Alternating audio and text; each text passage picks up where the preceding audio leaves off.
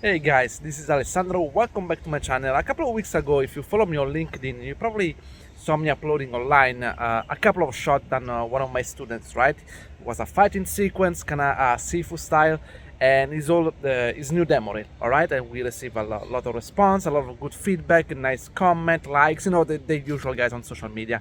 And what I want to talk to you about is the champion attitude that this student of mine, Paulius, had, and how this attitude actually helped him to achieve this level of quality. All right. First of all, guys, if you haven't seen this animation, I'm gonna put the link into the description so you guys can take a look because it's definitely worth it. Or maybe I'm gonna show some of the image during this video. But in general, the important things is that when you do an animation and something like that, right, and you show it online or you show to a supervisor, a lead, to a recruiter, yes, they do see the beauty of their animation, right? They appreciate it, they get impressed and everything. But what people never see is the struggle to get to that point. All right, certain animators that were experienced, they cannot understand that, and other people they kind of guess it, but they do not really know what the animator has been through. And for me, because I was his mentor, I've been doing this together, I know exactly how he been dealing with all those things, like, and all the changes and the effort he had to do. And but most important, that's really the focus of this video, is how positive always was his attitude. And no matter how difficult the change was, he basically did it like a champ. Okay, this was like a key element for him to succeed. All right, guys, especially when I'm talking about this sequence where he had this character fighting against other four people and everything. And I can guarantee you guys that was a very challenging shot, especially for someone who's basically a junior who doesn't have experience as animator, is still studying animation. It was definitely very challenging itself, just for the purely animation standpoint, but even more difficult to come up with the choreography, right? Because they couldn't find a choreography on a movie or YouTube or anything, so you had to do his own reference. And when you're doing reference with multiple characters, and you're the only one doing it, you basically have to do the reference first about yourself, being the main character, kind of hitting all the enemy. Then you have to do the reference for each individual enemy who get hit or something. And so it's very difficult and very tricky to get the physicality right. All right. And so I can tell you guys, even from a video reference standpoint, there was a lot of work that was redone all the time. Okay, I can guarantee you guys that he was submitting to me the reference that he was doing. I was looking at during the lessons, hey, this doesn't work, it doesn't work. I was trying to get the reference in front of him, try to inspire him. And sometimes it was like, I can guarantee you, it was like, hey, this one looks it's in a good spot. Go ahead with the blocking, and then does the blocking for the character. Does 3 seconds of blocking, and then I look at it. You know what? Actually, now that you put it in 3D with the character with that 3D silhouette, it doesn't look very good. Redo the reference. And again, you have to take like a week of work, throwing it away and redo the reference. Sometimes you're like, okay, the blocking looks fine. Let's go ahead with blocking plus a bit more of spline. And you're like, you know what? Now that you start to spline and then you remove all the imperfection and you start to do details, it doesn't really work. I think we need to go back to the blocking of the reference. So sometimes, guys, the feedback I can guarantee you was very brutal, especially because I'm very picky about posing. I'm very picky about impact. Okay, sometimes you really have to go frame by frame to make those impact looks really good. Sometimes it was working on an impact. I feel like, okay, now the character is too stiff, now it's too loose, there is too much overlapping, and the impact, it doesn't feel strong enough, right? You need to add a bit of a shake. We need to do facial expression, clean up all those parts, right? I'm very particular when it comes to high quality of polish. But the important thing is that no matter what kind of stuff I throw at him, like, hey, we need to redo this, we need to go back and redo this, his attitude was always positive. And he always had a very positive attitude. And even though sometimes he had to redo things over and over, I never had for a single time the idea is like, oh, it's getting too tired, and I can see that he's dropping the quality from what he's doing. Okay, this is something very common that happens even when you're working. Then you work on a shot, you're very excited, you have your own idea, and then you do the blocking plus, then your director starts to go, this doesn't work, let's try this way. You start all over, and again it doesn't work. He asks you to change, and after 5-6 times you start to get very demotivated, and you now just want to finish the shot. You don't care anymore about the quality, you don't care anymore about the acting, and it becomes very obvious when you see someone else work, right? But with Paulius, it never happened. So no matter how many times I ask him, hey, let's redo the reference, let's redo this part of the animation, let's go back from spline to blocking, right? No matter, he always had this kind of very positive attitude. I call it the champion attitude. It was like, hey, you know what, Alessandro, I can see what you're pointing out here. Yes, it is too floaty. Yes, it doesn't look like actually the character is coming there to kill you, right? There was a few moments where the character was, on the reference it looks nice, it was kind of walking kind of casually. When you put into the scene in a fighting contest, you watch it look like this guy look like he's walking very casually. It doesn't look like he's walking forwards trying to kill you with a knife or anything, right? And so sometimes you have to step back and remember the attitude, the mood of this shot, right?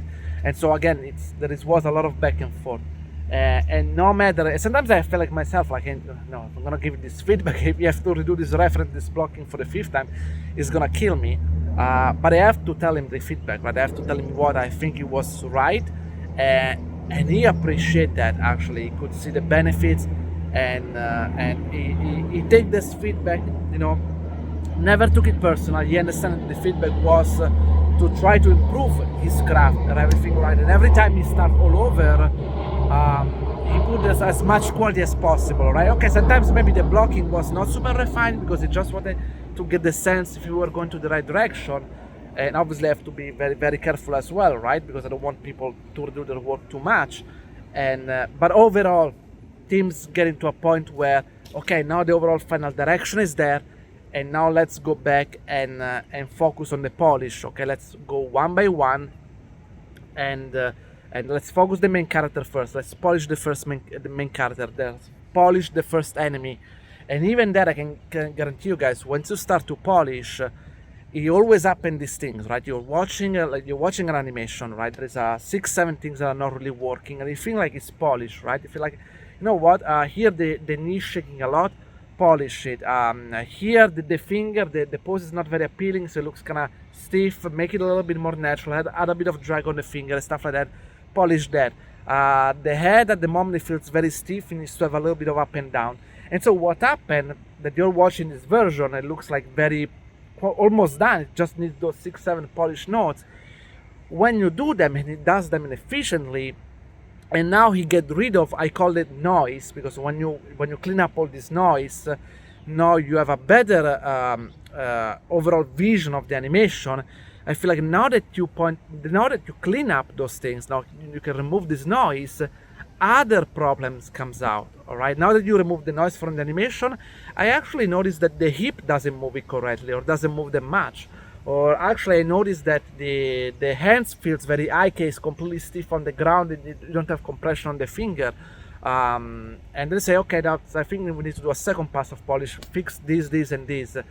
And then you do it again, and everything looks so good, and then you realize, damn, the facial looks very stiff, the character facial barely moves. We need to have better silhouette for the facial, first of all, most appealing expression.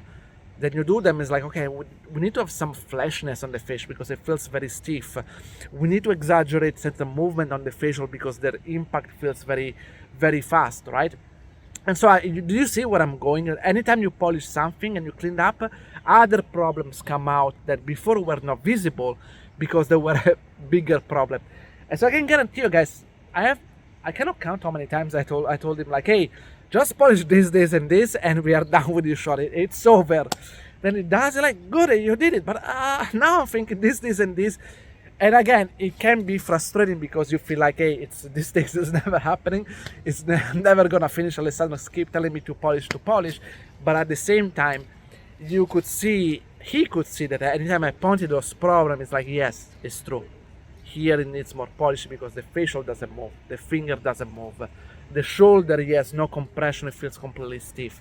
So he embraced the fact that yes, even though it can be tiring because you work on this shot for several months, the gain, the quality now is reaching that 10% that can make a shot even better, right? And then again, I can tell you guys, when you give it to someone who is an expert in animation, like to a lead, a supervisor, they can appreciate all those things. Maybe if you give it to, I don't know, your friend, your mother, they won't be able to tell the difference, right?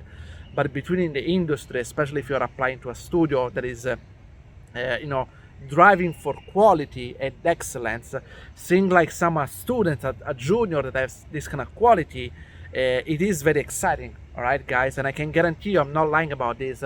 I had a few people, they told me, hey, Sandra, I saw the shot that you uploaded from Paulius. It's very good, very inspiring. And a lot of people told me, Alessandra, I've been watching this over and over. And every time I watch it, I focus on a single character. I say, okay, let me watch only focusing on main character. Let me watch focusing on this enemy. And they told me anytime I focus watching on one character, I discover new details, new things that when you watch it overall, you cannot miss it, right? And it's very beautiful. Obviously, we can say, okay, this is only for people who really love animation, who wants to discover all those things. But I can guarantee you, when you put this extra 10% overall in the entire shot, even if you are not able to spot exactly what is being improved, it improves the quality overall, right? And again, those two things combined, the drive for passion, for quality, the attitude that you never give up. That's really important, guys. That it doesn't matter how harsh can be the feedback, how harsh someone is trying to push you for quality, you really never give up and you embrace that feedback. You really want to push higher and higher. Those are really the key, not just to build a great demo reel, guys, but also for a success, all right? Because again, I can tell you guys, building a strong demo reel, it's only the beginning for you to apply for a job, right?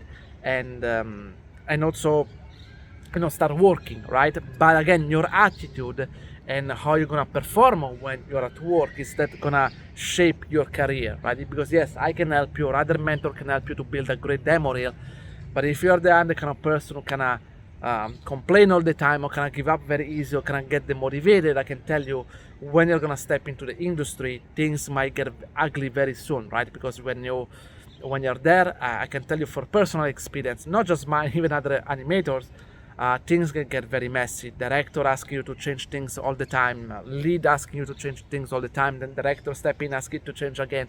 It can get very messy, so you need to have that kind of flexibility that you're able to understand what is the direction that people want and how to implement it. It's sometimes even more difficult, well, more people that give you direction, right? Sometimes it's easy when it's only one person giving you direction, you follow that direction, and try imagine that when you have 3 people giving you direction the same shot, right?